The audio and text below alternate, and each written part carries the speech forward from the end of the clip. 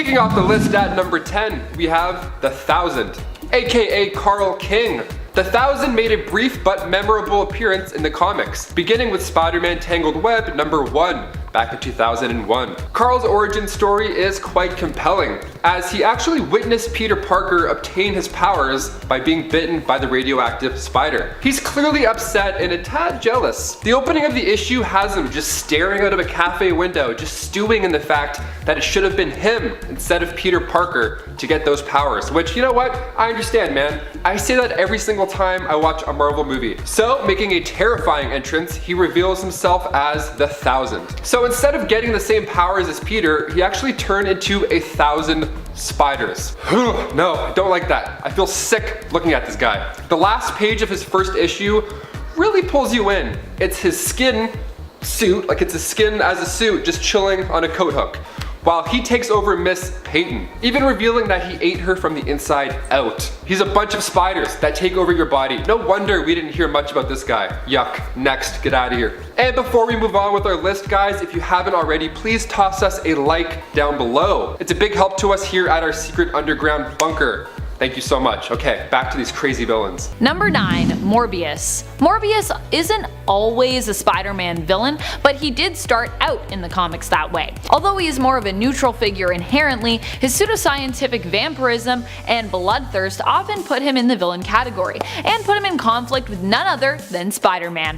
Which I also kind of get, considering that the first time they met, like most old school comics, they had some miscommunication which led to a fight between Morbius, the Lizard, and Spider-Man. And during the fight, everyone seemed to miraculously discover they needed the other's blood to become cured from their ailment. And so the blood wars began, and the stealing and baiting of blood would become a common trope for the sometimes villain known as Morbius. He's like a blood bandit. He loves to steal that blood. Coming in at number 8, we have Swarm. Oh, you thought I was done with disgusting Swarm villains.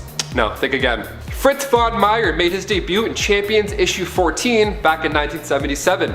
And as you can probably guess by his name, yes, he's made of a swarm of bees. Kind of like the 1000, except somehow worse. He's also a scientist. So, for sure worse. Definitely worse. He used stolen gold to pay for all of his projects. So he's a Nazi beekeeper who steals gold. Great. You're a villain. You did it. So it's no surprise we haven't heard much about him. I mean, what a weird character. One day he found a beehive that was not like any other. So Fritz made a device that hoped would reawaken these bees, which he thought were like the end result of a mutation with a nearby fallen meteorite. The bees woke up, but then they continued to attack and kill Fritz, the beekeeper Fritz. No, not him. And then his consciousness was spread out through all of those bees, and now you have the swarm.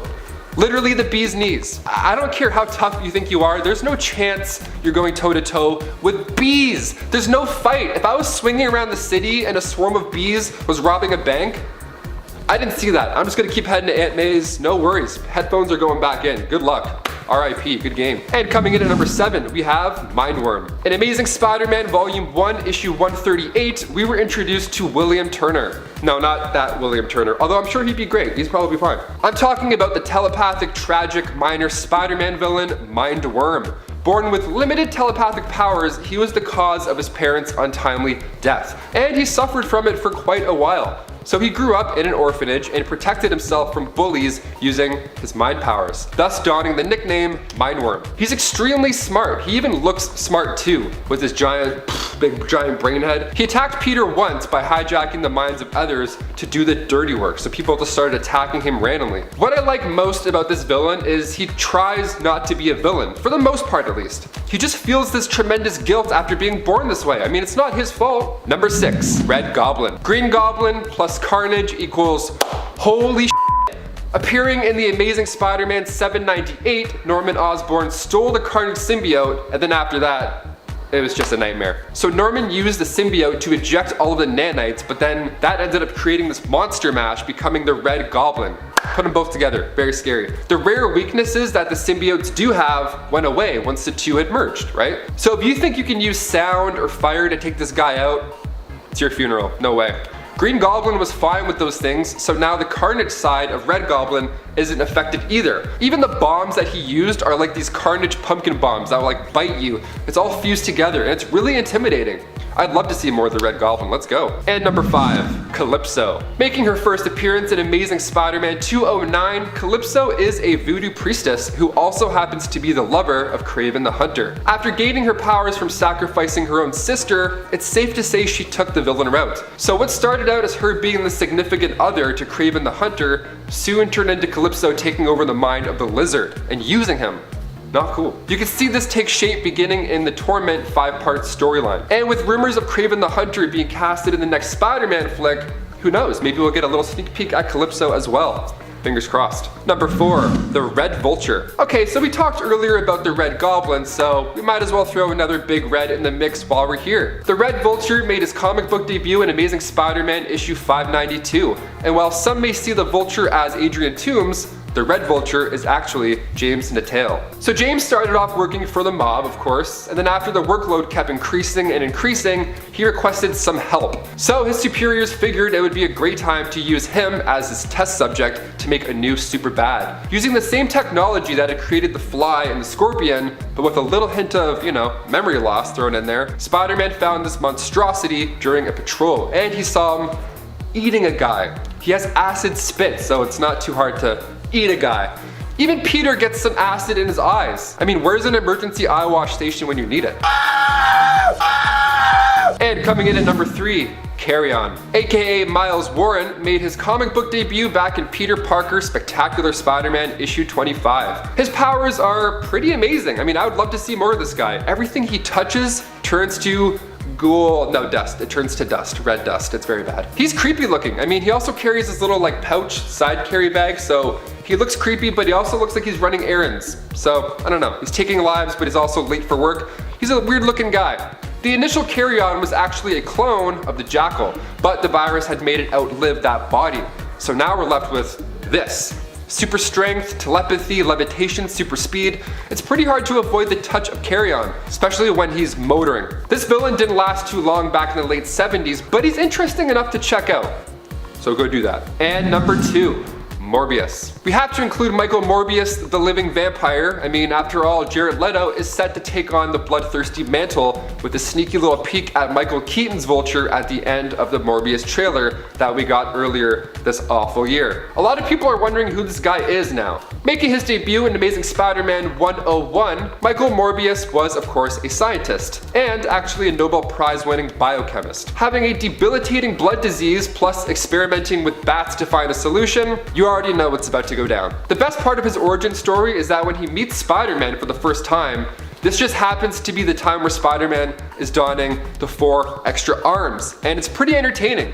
So Morbius, in his thirst for blood, is like, oh, that dude's got 6 arms, that's like a lot of blood. Oh boy, that would be pretty yummy. So Morbius attacks and does a pretty decent job. In comes Curtis Connors to help out. Or rather, turn into the Lizard and make Spider-Man's day go from bad to worse. I'm pretty pumped to see Jared Leto take flight with Morbius. I mean, I'm also pretty sure Jared Leto's already a vampire to begin with, so I'm sure his method acting will really come in handy. And closing off the list, coming in at number 1, we have Tombstone, a notable villain in the Spider-Man PS4 storyline, and making his debut in the late 80s in Web of Spider-Man 36. Tombstone, aka Lonnie Lincoln, grew up bullied due to his physicality. He was born albino and much taller and stronger than others, so naturally he himself also became a bully too. See how it works? Don't bully people. There's an idea. Down the road, he embraced it and became one of the biggest, baddest hitmen out there, taking out the trash for KINGPIN himself. Weighing in at almost 500 pounds and towering at the height of 6'7", Lonnie is strong enough to lift 6 tons. So if you're a fan of the Spider-Man game, you'll agree he's one of the hardest villains in that entire storyline, and for good reason. You got some stones, Rick. Let's see if they break. Number 10, White Rabbit. You might not think of Lorena Dodson as being a very dark villain. She's just a woman after all who's obsessed with Alice in Wonderland and basically turned to a life of crime because she was bored. Her greatest power is her wealth, which allows her the gadgets and goons she needs to be a supervillain and a criminal. However, during the Absolute Carnage tie-in, Symbiote Spider-Man, we get a little side story involving a man who once wore the symbiote suit unknowingly that also features Dodson. In it, it, she ends up aiming to scare the man who is actually a judge that condemns her in court after being a witness to her causing a public disturbance and assaulting civilians at a local burger joint. Her scare attempt, however, results in the death of the man's son, who goes into cardiac arrest. The whole story is pretty dark. And coming in at number 9, we have The Spot. Making his first appearance in Peter Parker the Spectacular Spider-Man issue 98, The Spot isn't exactly the coolest villain per se. I mean, he doesn't throw pumpkin bombs, he's not made of 1,000 spiders, but when Jonathan Owen was exposed to the spotted dimension during an experiment, his skin became white with black spots, and those spots acting as warps in space.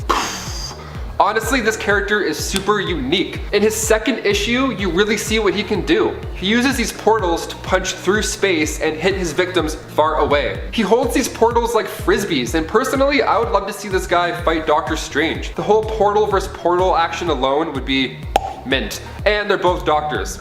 So why hasn't this happened yet? I don't know. Seeing Spider-Man use his portals to hit Thanos in Infinity War makes me think if The Spot was in a Spider-Man movie, it would be just hours of that, and honestly, that would be sweet. I'm here for it. I wish I was The Spot. Scratching your back would be so much easier. Instead of reaching and trying to pull your shoulders out, no thank you.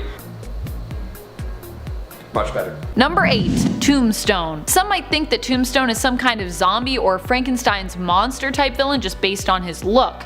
While Lonnie Lincoln was later on mutated by exposure to a chemical, which granted him superhuman strength and durability, previous to this, he was actually just a crime boss with albinism. In fact, it was likely all the teasing that he suffered as a child due to his condition that likely encouraged him to become an indomitable criminal, filing down his teeth to appear more intimidating. His dark, grim, yet striking appearance is also a result of the time period in which he was introduced. Tombstone made his first appearance in the Web of Spider-Man series in 1988. He's definitely got a very 80s villain look. Number 7. Sauron. We've talked about the dark tragedy that is Morbius' existence, and now it's time to talk about another monster villain of Spider-Man's rogue gallery, Sauron. Carl Lycos was bit by pteranodons from the Savage Lands while on an expedition with his father. These bites would cause Carl to transform later on, causing him to need to drain the life energy of others in order to survive, basically turning him into an energy vampire. But from there, his story would only get more strange and tragic. While siphoning energy from a mutant, he underwent a further transformation, turning him into a hybrid creature, part pteranodon, part human. While Sauron was originally introduced as a villain during the X-Men comics, Spider-Man would face him during his time working alongside the mutants, both taking on Sauron and the team known as the Savage Mutates, and later fighting against Sauron with his own mutant class that he was currently leading and teaching. I love Spider-Man as a mutant teacher, I think it's super cute. Number 6. Kane. Kane Parker was the broken clone that JACKAL brought into the world first, his first discarded attempt at cloning Peter Parker. He's also the epitome of 90s edge and darkness with his originally dark billowing locks and tattered cape. Although not specifically a Spider-Man villain anymore, when Kane was originally introduced he was very much a misguided rogue. Kane is also known for his fragile psyche and unique ability known as the Mark of Cain. Many originally thought that this ability was Kane emitting acid from his hands to burn his victims, but in reality he actually has a bunch of tiny hooks on his hands that allow him to climb, like many spider folk and actual spiders. He can use these hooks to dig into someone's flesh, making it look like he has left an acid burn when really he just dug a bunch of super tiny spider hooks into their face. Yay. Number 5. KRAVEN. For KRAVEN the Hunter, Spider-Man has always been the #1 prize. This was the inspiration for the story KRAVEN's Last Hunt, where it appeared that KRAVEN had finally captured and defeated Spider-Man by killing him. In truth, he had simply incapacitated Spider-Man, placing him in a comatose, death-like state for a few weeks. When Spider-Man awoke, he discovered that KRAVEN had basically been standing in for him while he was out, and it was revealed to Peter that KRAVEN's whole plan was to beat Spider-Man at his own game, proving that he himself was a better hero than the Spider by becoming sort of Spider-Man? In the end, KRAVEN felt he had accomplished what he had set out to do, and in a way also showed respect for Peter Parker's approach to heroism. Feeling that he was almost at peace with the world, KRAVEN took his own life, ending his legacy. Or at least this would have been a dark but meaningful end to his legacy, but instead of staying dead, KRAVEN would later be resurrected. Oh, comics. Number 4. Kingpin. Despite the fact that Kingpin isn't one of the first people you think of when you think of dark and menacing Spider-Man villains, he's been around since the early days of Spider-Man's adventures, appearing in Spider-Man comics in the 1960s alongside many of Spider-Man's other classic villains. Wilson Fisk has always been one of the darkest, most menacing villains because of the amount of power and control that he wields. In the film Into the Spider-Verse, we saw respect paid to this character in terms of how great of a Spider-Man villain he truly is when he became the big bad of the film that Miles and his team of Spider-Folks went up against. He was also the one responsible for killing the Peter Parker from Miles' own reality. And in the comics, he also almost killed Spider-Man's Aunt May after learning of Spider-Man's secret identity and choosing to target those Peter loved during the events of the Back in Black story. Number 3. Kindred. This villain is pretty dark since it's been alluded to that they are a demon from hell. In life, they were someone close to Peter Parker who was betrayed by him and by Norman Osborn. They have returned to get vengeance and use demonic centipede creatures to manipulate others by having these summoned creatures crawl inside those that they wish to torment. Ick. But also not ick to house centipedes, which are lovely little creatures who feed on other house pests. We like house centipedes, but we do not like demon mind control centipedes. Yes? Except MJ maybe is a fan, as she was actually pretty nice to Kindred centipedes prior to us really knowing that they were definitely a villain out to get revenge on Peter Parker, of course. Number 2. Carnage. Sure, Kindred is a former human and current demon from hell, but Carnage is like a demon on Earth. Even disregarding the dark attachment that the Carnage symbiote had to serial killer Cletus Cassidy, Carnage recently became an even more darker villain after the Carnage symbiote appeared to die attempting to preserve Cletus during his re-entry to the Earth's atmosphere. While attempting to protect its human host, the symbiote actually burned up, and even more tragic, depending on your perspective I guess, it failed to save Cletus, who also appeared to have died on arrival. However, the Null-worshipping cult known as the Church of Darkness managed to resurrect Cletus by bonding the Grendel symbiote to him, allowing them to become a new Carnage known as Dark Carnage. Cletus was intended to be the vessel that would allow Null to awaken and return, but in order to do so he would have to collect codices from the spines of those who had previously bonded to a symbiote. I mean, dark is also in the name for this version of Carnage, but also this guy literally eats spines for breakfast, lunch, and dinner. So yeah, pretty dark. Number 1. Mephisto. Of course, it can't possibly get more dark than Mephisto. When it comes to his feud with Spider-Man, or Spider-Folks for that matter, Mephisto seems to have a bit of an obsession. He saved Aunt May for Peter in exchange for his marriage to MJ, saved Miles Morales as Spider-Man's teammates in exchange for the life of a civilian that Miles had saved in that other timeline where his teammates died, and he convinced Otto Octavius as Superior Spider-Man to return to a life of villainy in order to defeat an alternate reality Spidey who was also that Earth's Norman Osborn. That's like getting rid of 2 Spider-Men with 1 stone. I like to imagine he keeps these little wins and trophies in a shrine that he has in his closet, because he is secretly the biggest Spider-Man fan ever. He even possessed Gwenpool's brother, and she's really only a small percentage related to the Spider-Verse as a sort of alternate version of Gwen Stacy mixed with Deadpool. Mephisto has revealed it's his dream to make life a living hell for all Spider-Folks everywhere. How nice. Add in the fact that he's basically Marvel's version of the devil, and you've got one twisted and dark Spider-Man villain. Possibly the most dark. Number 10. Sandman. Sandman has always had a kind of tragic story. He was a criminal who was in the wrong place at the wrong time, and due to radioactive exposure was granted his sand shape-shifting abilities. He hasn't always been a villain, and sometimes strives to become a sort of hero, though he usually ends up becoming a criminal once more in the end, tragically. He even has been known to be a sometimes friend of the Fantastic Four's Ben Grimm, aka The Thing, and Spider-Man. One dark story involving Sandman took place during one of the many times he fought Spider-Man. Spider-Man usually had creative and sometimes twisted methods when it came to how he chose to defeat Sandman. He vacuumed Sandman up at one point, tossed him into a wind turbine, and he's even set him on fire. But Spider-Man also at one point exposed Sandman to an experimental chemical substance, which caused Sandman to become insane and also caused him to become severely dirty, as dust and garbage and debris became attracted to him and entangled within him. The worst part of this was when Sandman pleaded with Spider-Man to fix him, as his mental state continued to worsen and deteriorate. And initially, Spider-Man was actually a jerk and refused to help. Pretty messed up. Number 9. Vermin. Vermin was a Spider-Man villain who really only became such because of previously being abused by others throughout his life. Edward Whalen as a young boy was severely mistreated by his father and ended up running away because of this. He then ran into Baron Zemo and Arnim Zola and became the victim of their experiments, which transformed him into a rat-like humanoid creature. They sent Vermin on a mission to eliminate their enemy, Captain America. This conflict eventually led him to be apprehended later on by both Captain America and Spider-Man, who ran into Vermin in New York City. Vermin would also become the prey of KRAVEN during his last hunt, and from there would end up becoming allies with Spider-Man actually. Number 8.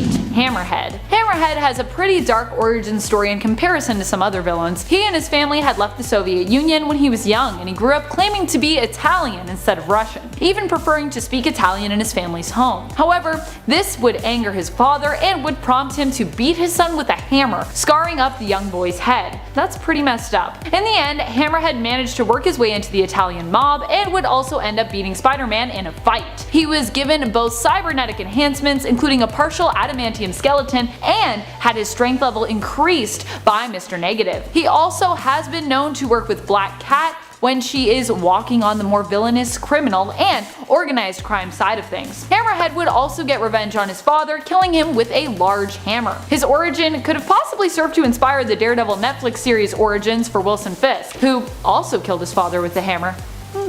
Number 7. Mindworm. Mindworm might not have been a major Spider-Man villain, but that doesn't mean that his story wasn't super dark and tragic. Mindworm was William Turner, a mutant with powerful psionic powers who was kinda like a mental energy vampire, not to be confused with Will Turner from Pirates of the Caribbean. William needed to feed on others' mental energy or he'd actually die. As a child, he accidentally killed his mother in front of his father, draining her mental energy completely. His father went into shock and died as a result of witnessing this. William would then be raised in an orphanage, studying passionately and known for his intelligence. As an adult, he fed off of his neighbor's mental energy, taking a little from each person in his area, but not enough to kill anyone. Unfortunately, Spider-Man was one of his neighbors and sensed what Mindworm was doing. Misunderstanding that William's psychic attack was for evil purposes, Spider-Man fought Mindworm and handed him over to the police. Later on, the two enemies would actually become friends. However, Mindworm would also later on once again relapse, becoming a criminal, as well as becoming severely mentally ill, in addition to being homeless. This all culminated into prompting Mindworm to give up when he was being attacked by a street gang and allow himself to be killed.